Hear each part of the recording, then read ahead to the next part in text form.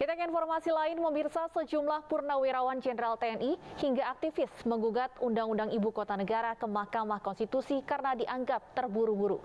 Sementara DPR berkoordinasi dengan pemerintah untuk menghadapi gugatan tersebut.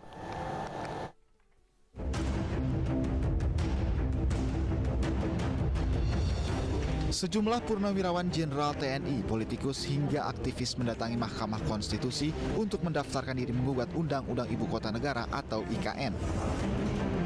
Hingga Rabu pagi, sudah ada 25 nama yang mendaftarkan diri sebagai pemohon uji formil Undang-Undang Ibu Kota Negara, salah satunya Neno Warisman. Para penggugat mengaku keberatan dengan proses Undang-Undang IKN yang dianggap terburu-buru dan tidak melibatkan masyarakat.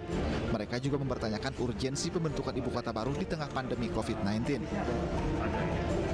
Bagaimana bisa dalam konten undang-undang itu hanya beberapa kalimat diatur dan kita dalam menghadapi pandemi COVID, ya. Jadi apa ini urgensinya? Bagaimana bisa kepentingan sosiologis publik itu diabaikan? Tidak diatur secara detail dalam undang-undang itu. Kemudian sebetulnya kita tidak benar-benar butuh nih ya, yang keempat, tidak benar-benar butuh yang namanya undang-undang ini, tidak mendesak ini. Apalagi kita sudah begitu banyak punya utang, mungkin akhir tahun ini akan ada utang sampai 7.000 triliun.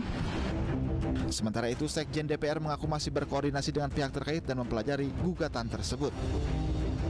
Kami dari DPR kan masih berkoordinasi juga dengan pemerintah ya, dalam hal ini dengan Sekretariat Negara. Kita juga masih membahas penyempurnaan kalau ada hal-hal yang ingin direview. Jadi kalau berkaitan dengan gugatan purnawaran ke ini, tentu itu kita harus lihat lagi secara spesifik gugatannya seperti apa. Nanti setelah itu baru akan kami pelajari. RUU IKN disahkan menjadi undang-undang kurang dari 4 bulan setelah DPR menerima surat Presiden pada 29 September 2021 dan disahkan dalam rapat paripurna DPR pada Januari lalu. Peserta sidang, apakah rancangan undang-undang tentang ibu kota negara dapat disetujui untuk disahkan menjadi undang-undang? Setuju. Terima kasih.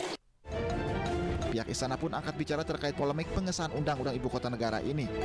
Tenaga ahli utama KSP Wandi Tuturong menyebut pembuatan Undang-Undang IKN sudah sesuai prosedur dan hampir disetujui semua fraksi kecuali Partai Keadilan Sejahtera. Lalu apakah gugatan Undang-Undang IKN ke Mahkamah Konstitusi ini akan menjadikan pembangunan ibu kota baru terhambat? Tim Liputan iNews melaporkan.